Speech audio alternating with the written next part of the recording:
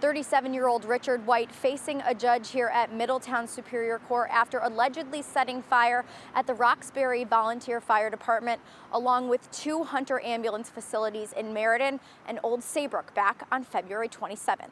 According to police, it all started at Hunter's ambulance in Meriden where White worked. Police say he got into an argument with another employee, which resulted in White being placed on administrative leave.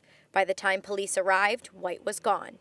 A few hours later, police telling Fox 61 White firebombed the Hunter's ambulance in Old Saybrook and in Meriden, and also set fire at the Roxbury Volunteer Fire Department. A few days later, after a multi-state search, White was taken into custody at a traffic stop in Milton, Pennsylvania. He was only located by a process known as pinging his cell phone, and that's where it was determined by folks here in Connecticut that he was crossing into Pennsylvania. That suspect was broadcast throughout the entire state of Connecticut and the adjoining states, including New York and Pennsylvania.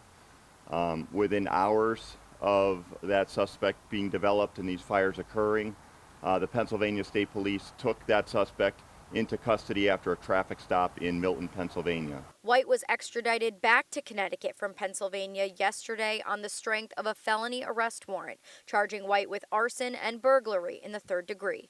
White is also the subject of an arrest warrant by the Meriden Police Department and other warrants pending with other Connecticut law enforcement jurisdictions. Old Saybrook Police Chief Michael Spera said in a statement, quote, "Today is the first step in Connecticut holding Richard White accountable for his crimes against public safety.